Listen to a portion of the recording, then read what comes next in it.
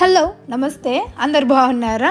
చెట్టు పడిపోయింది, నా మాన్స్టరా చెట్టు. నేను పండు సరదాగా స్కూల్కి వెళ్ళే ముందు బ్యాడ్మింటన్ ఆడదాము అని చెప్పి బ్యాట్ పట్టుకొని 2 నిమిషాలు ఆడాము. వెంటనే నా చేయి తగిలింది, ఇది కింద పడిపోయింది. అయిపోయింది, ఇంకా పండు స్కూల్కి వెళ్ళిపోయింది. నేనేమో దీన్ని ఎలాగో చాలా రోజుల నుంచి వంగిపోతుంది, రీపాట్ చేయాలి అనుకుంటున్నాను. కరెక్ట్గా టైంకి ఇదే పడిపోయింది. యాజ్ ఇఫ్ ఆ చెట్టంతటి చెట్టే ఈమె నన్ను ఇంకా పట్టించుకోవద్దు, నన్ను ఇలానే వదిలేస్తుంది అని చెప్పి ఏదో ఒకటి చేసుకొని పడిపోవాలి అన్నట్టు నేను కూడా అబ్బా కరెక్ట్ టైంకి పడిపోయిందిలే అన్నట్టు దాన్ని రిపోర్టింగ్ కూడా చేసేసాను. ఇంకా మొక్కలైతే స్ప్రింగ్ స్టార్ట్ అయింది వన్స్ అంటే మాత్రం టక్క పెరిగిపోతాయండి. ఇంకా మనకి హోమ్ డిపోలో ఈ మొక్కలు ఉంటాయి కదా, రోజా ఫ్లవర్స్, అవి $2 $3 ఒకటి అమ్ముతారనమాట. ఇలాంటి 4 కలర్స్ తెచ్చి పెట్టుకున్నాను.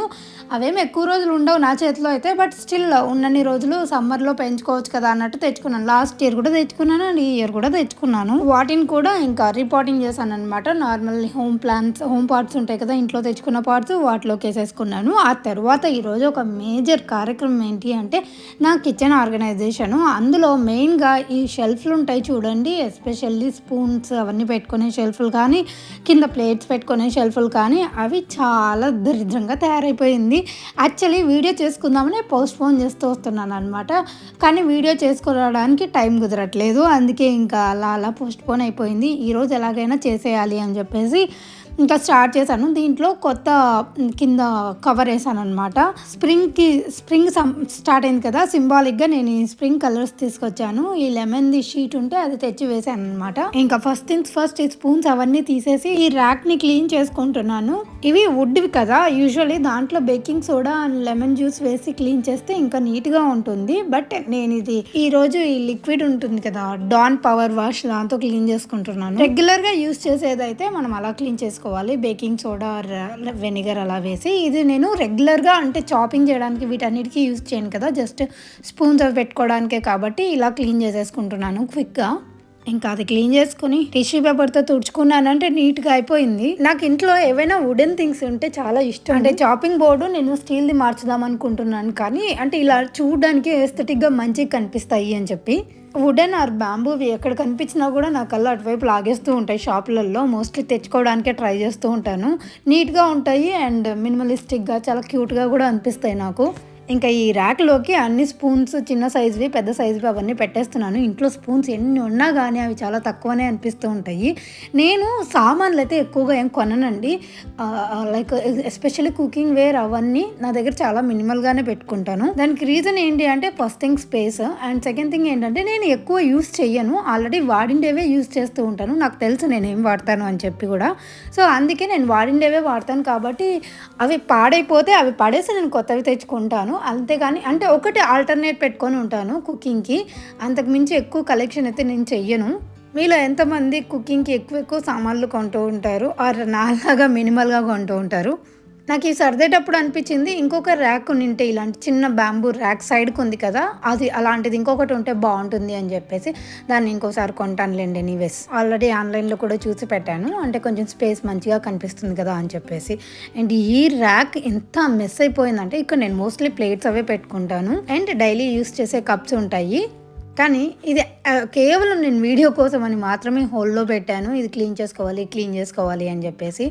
వీడియో అంటే నా దగ్గర ఫోన్ ఉండదన్నమాట. మా ఆయన ఆఫీస్కి వెళ్ళారే అనుకోండి, తన ఫోన్లోనే నేను షూట్ చేసుకుంటూ ఉంటాను. సో ఆ టైం అంతా నాకు వేస్ట్ అయిపోతూ ఉంటుంది, ఆ టైంలో నేను షూట్ చేసుకోలేను. నా దాంట్లో స్టోరేజ్ అయిపోతుందన్నమాట. కొత్త ఫోన్ తెచ్చుకోవాలి అని అనుకుంటున్నాను, బట్ అది ఎంతవరకు అవుతుందో తెలియదు.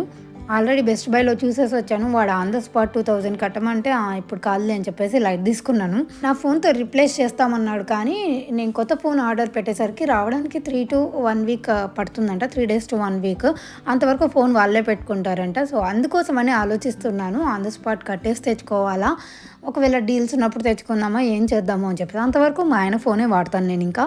అండ్ నా ఫోన్లో స్టోరేజ్ ఎలా క్లియర్ చేయాలో ఆలోచించాలి ఫస్ట్ నేను. అది ఎంత క్లియర్ చేసినా కూడా అంతే ఉంది, అదొక ప్రాబ్లం అయింది, అందుకే షూట్ చేయడానికి కూడా కష్టంగా ఉంది నాకు. అండ్ ఇంకా లాస్ట్ ట్రాక్లో ఏమో ఈ సెరామిక్వి అండ్ గ్లాస్వి ఉంటాయి కదా, అవి పెట్టుకున్నాను. మొన్న డాలరామా నుంచి తెచ్చుకున్న క్యూట్ స్టఫ్ కప్స్ ఉన్నాయి కదా, అవి కూడా ఇందులో పెట్టేశాను అనమాట. ఇక్కడ మంచిగా స్పేస్ సరిపోయింది. ఇవి నేను ఏమైనా అకేషనల్ వేర్గా కానీ ఫెస్టివల్స్కి కానీ అలా యూస్ చేసుకుంటూ ఉంటాను ఎక్కువగా. అండ్ ఇక్కడ ఒక ర్యాక్ ఉంది. నాకు ఇన్నాళ్ళు ఈ ఐడియా రాలేదు. నా దగ్గర కొన్ని ర్యాక్స్ ఉన్నాయి, అవి పెట్టానే అనుకోండి నాకు చాలా స్పేస్ కలిసి వస్తుంది. ఎన్ని రోజుల నుంచి ఈ ర్యాక్స్ అలానే పెట్టుకున్నాను. కానీ ఇవన్నీ ఆర్గనైజ్ చేయాలి అనే ఐడియా మాత్రం రాలేదు. సో ఇప్పుడు ఎందుకో అలా అనిపించి ఇంకా ఇవన్నీ ఇక్కడ పెట్టేస్తున్నాననమాట. చాలా స్పేస్ కలిసి వచ్చింది అండ్ చాలా నీట్గా కూడా అయింది. I don't know if I can share this or not, కానీ జస్ట్ చెప్పాలనిపించింది. ఇందాకే పండు స్కూల్ నుంచి కాల్ చేసింది. యూజువల్లీ తను ఎప్పుడు చాలా రేర్గా కాల్ చేస్తూ ఉంటుంది స్కూల్ నుంచి. ఎప్పుడు చేయను కూడా చేయలేదు. సడన్గా ఫోన్ చేసింది, అమ్మ కాల్ చేస్తావా ఒకసారి అని చెప్పేసి. అయితే పండు స్కూల్లో వాట్సాప్ పని చేయదు, నార్మల్ కాల్ పని చేస్తుంది. అయితే వీడియో కాల్ చేస్తావా అంటే ఫేస్ టైం చేశాను. సో ఫస్ట్ టైం చేయగానే చూపించింది, అమ్మ నా గ్లాసెస్ పగిలిపోయాయి అని చెప్పి. అయితే ఎలా పగిలిపోయాయి నాన్న ఏమైంది అంటే, నా క్లాస్లో ఒక అబ్బాయి ఉన్నాడు కదా, వాళ్ళు సాకర్ ఆడుకుంటూ యాక్సిడెంటల్గా సాకర్ బాల్ తగిలితే ఇక్కడంతా ఎర్రగా అయిపోయింది పాపం, చాలా ఎర్రగైంది ఇక్కడ అంతా. అండ్ గ్లాసెస్ కూడా పగిలిపోయాయి అనమాట, మొత్తం అంతా బ్రేక్ అయ్యింది. సో యూజువల్లీ చిన్నవి ఇలాంటివి జరుగుతూ ఉంటాయి కదా. అయితే పండు కాల్ చేసి చెప్పిందంటే నాకు భయం అయింది. అవునా ఆల్ గుడ్ అంటే యామా ఆల్ గుడ్, కానీ అబ్బాయి అట్లీస్ట్ అపాలజీ కూడా చెప్పలేదు నాకు అలా దెబ్బ తగిలినందుకు. జస్ట్ ఇలా అనేసి వెళ్ళిపోయాడు అంటే నాకు చాలా కోపం వచ్చింది. ఈవెన్ తనకు కూడా కోపం వచ్చింది, బాధ అనిపించింది అనమాట. యూజువల్లీ పండు ఈజ్ సెన్సిటివ్ అనను, కానీ వెరీ రెస్పాన్సిబుల్ కిడ్. ఏదైనా తను కనిపించింది అంటే తన వల్ల ఎవరైనా హర్ట్ అవుతున్నారంటే వెంటనే సారీ చెప్పే టైప్. సో దాని గురించి ఒక 20 minutes అలా మాట్లాడాను అనమాట. ఇట్స్ ఓకే నాన్న, it's up to their behaviour, నాన్నొస్తాడులే, నాన్నొచ్చి మాట్లాడతాడు. మళ్ళీ కాసేపటికి తను మెసేజ్ చేసిందనమాట, అమ్మ హీ అపాలజైజ్డ్ అని చెప్పేసి. కొట్టినందుకు నాకు బాధ కాదు, ఎందుకంటే ఇట్లాంటి యాక్సిడెంట్స్ నవ్ అండ్ దెన్ అవుతూనే ఉంటాయి, అప్పుడిప్పుడు ఇలాంటివి జరుగుతూనే ఉంటాయి, విచ్ ఈస్ వెరీ కామన్. ఇది వరకు కూడా పండుగకి తన ఫ్రెండ్ వల్ల ఇక్కడ ఏదో దెబ్బ తగిలింది అని చెప్పి, కానీ తన ఫ్రెండ్ కూడా పండు లాగానే కొంచెం మంచిగా రెస్పాన్సిబుల్గా ఉంటుంది, సెన్సిటివ్గా ఉంటుంది. ఇట్స్ ఓకే అనుకున్నాం, ఇట్స్ ఓకే ఏదో జరిగిపోయింది కదా అని చెప్పేసి. కానీ ఇలా జరిగినప్పుడు అట్లీస్ట్ ఆ తప్పుకు రెస్పాన్సిబుల్గా ఉండకపోతే నాకు నిజంగా చాలా కోపం వస్తుందండి. నాకు అసలు ఎంత కోపం వచ్చిందంటే, కోపం బాధ రెండు వచ్చాయి. బాధ కంటే ఎక్కువ కోపం వచ్చింది. చిన్నదే అయిండొచ్చు అది పెద్దది, of course this is very big incident. అంత గట్టిగా తగిలేసరికి పాపం ఇదంతా నేను మీకు పక్కన ఫొటోస్ కూడా అటాచ్ చేస్తాను. అద్దాలు పగిలిపోయేంత రేంజ్లో, వాట్ ఇఫ్ ఆ అద్దాలు బ్రేక్ అయ్యి కంటికి కుచ్చుకుంటే ఏమై ఉండేది అని ఆలోచిస్తే కూడా చాలా భయం వేస్తుంది. నాకేం చెప్పాలో అర్థం కాలేదు, జస్ట్ షేర్ చేసుకోవాలనుకున్నాను. మరి అక్కడ ఏం జరిగిందో నాకు ఈ తర్వాత పూర్తి సిచ్యువేషన్ అయితే తెలియదు, కానీ స్టిల్ నేనైతే మా ఆయనకి చెప్పాను. తను ఆఫీస్కి వెళ్ళారనమాట. సో వచ్చేటప్పుడు ఒకసారి స్కూల్కి వెళ్ళి పండుగని చూసి ఏమైనా మాట్లాడాలంటే వెళ్ళి మాట్లాడేసిరా అని చెప్పాను. ఆయన కూడా వెళ్తా అన్నారు. Obviously he will go. ఇలాంటివి ఏం జరిగినా కూడా కొంచెం రెస్పాన్సిబుల్గా ఉంటే బాగుంటుంది అనిపిస్తుంది. ఇలాంటి ఇన్సిడెంట్స్ ఏమైనా మీరు ఫేస్ చేశారా? లైక్ ఇలా స్కూల్లో జరిగే ఇన్సిడెంట్స్ని ఎలా డీల్ చేయాలో ఒక్కొక్కసారి అర్థం కాదు. ఆఫ్ కోర్స్ ఇది స్కూల్కి వెళ్ళి మాట్లాడితే okay, she will be fine, she is fine now. But ఎలా డీల్ చేయాలి సమ్టైమ్స్ ఇట్స్ వెరీ హార్డ్ అనిపిస్తుంది పిల్లలతో డీల్ చేసేటప్పుడు. ఇది ద వెరీ నెక్స్ట్ డే మా ఆయన డాక్టర్ దగ్గర అపాయింట్మెంట్ తీసుకున్నారు ఐ చెకప్ కోసం అని చెప్పి. గ్లాసెస్ కొనిస్తే సరిపోతుంది, కానీ కాస్కోలో అపాయింట్మెంట్ దొరకలేదు, మాకు ఎక్కడ అపాయింట్మెంట్ దొరకలేదు. అందుకని ఇంకా ఐ డాక్టర్ దగ్గరికి వెళ్ళాము. అక్కడికి వెళ్ళి ఇంకా న్యూ గ్లాసెస్ తీసుకోవాల్సి వచ్చిందనమాట. ఫ్రేమ్ ఇదంతా పగిలిపోయింది, తను ఇప్పుడు అది టేప్ వేసుకొని ఉంది, ప్రస్తుతానికి అలా మేనేజ్ చేసుకుంటుంది. అండ్ గ్లాస్ కూడా బ్రేక్ అయిపోయింది. నేను అడుగుతున్నాను ఎలా ఉంది ఇక్కడ అంటే, నెక్స్ట్ డేకి కొంచెం తగ్గింది. అయితే ఇంకా డాక్టర్ దగ్గరికి వెళ్తే అక్కడ మాకేమైందంటే ఇన్సూరెన్స్ పోగా మాకు $350 పడింది బిల్లు.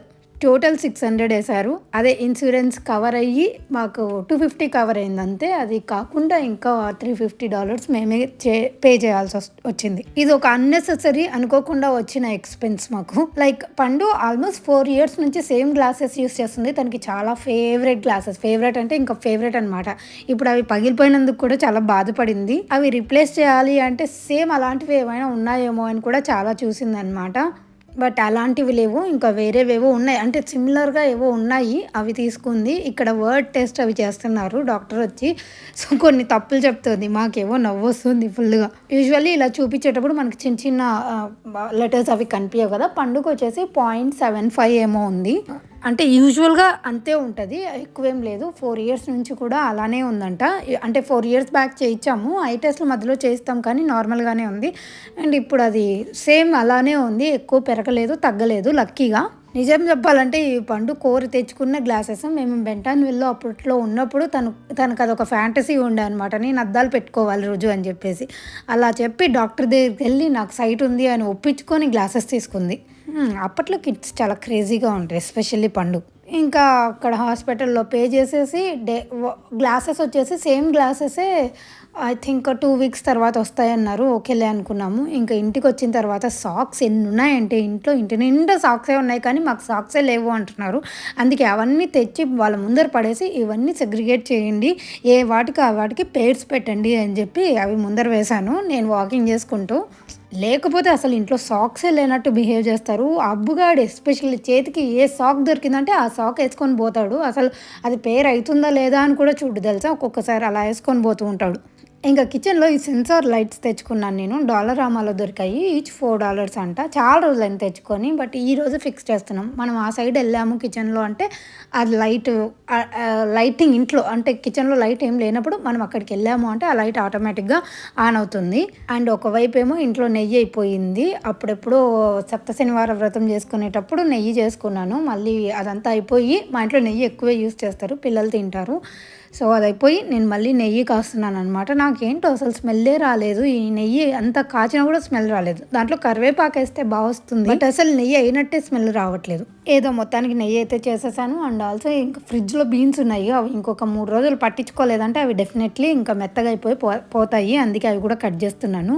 ఆ తర్వాత కొంచెం ఫ్రెష్ అప్ అయిపోయి ఈ నెయ్యిని ఈసారి ఈ గ్లాస్ డబ్బాలో పోసేస్తున్నాను.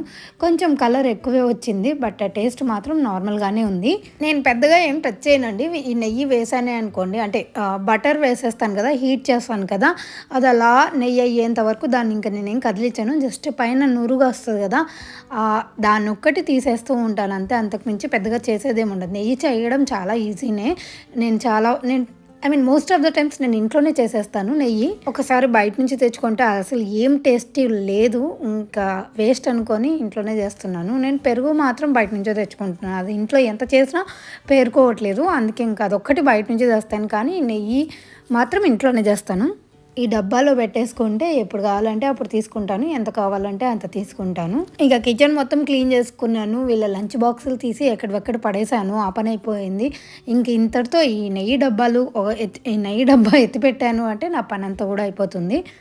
ఎంత హాయిగా ఉందో ప్యాంట్రీ సర్దుకున్నాక, ఆ ర్యాక్స్ కిచెన్ సర్దుకున్నాక. ఇప్పటి నుంచో లాంగ్ టైం పెండింగ్ ఉన్న థింగ్ కదా, సర్దుకున్నాక మనశ్శాంతిగా అనిపించింది. ఆ రోజంతా ఇంకా నేను హాయిగా పడుకుంటాను. అండ్ పండు కోసమని చారును గ్లాస్‌లోకి వేస్తున్నాను అనమాట. వానికి ఇలా ఒట్టి చారు తాగడం అంటే చాలా ఇష్టం. అందుకే ఈరోజు జరిగిన పెద్ద బ్లండర్ ఏంటంటే చారు పొడి అనుకొని సాంబార్ పొడి వేసేసాను దాంట్లోకి. అయినా కూడా నచ్చిందంట. సో ఇదండి ఇవాల్టి వ్లాగ్. హోప్ మీ అందరికీ ఈ వ్లాగ్ నచ్చింది అనుకుంటున్నాను. Happy weekend. అందరూ వీకెండ్ని మంచిగా టైం స్పెండ్ చేయండి. మీ ఫ్యామిలీస్తో బయటకు వెళ్తారా వెళ్ళండి, హాయిగా సెలబ్రేట్ చేసుకోండి. అండ్ వీడియో నచ్చినట్టయితే లైక్ చేయడం మర్చిపోకండి. అండ్ మీరు ఇంకా మన ఛానల్ని సబ్స్క్రైబ్ చేసుకోలేదు అంటే please do consider subscribing. One more time like చేయడం మర్చిపోకండి. Thank you so much for watching. Have a good day. Bye.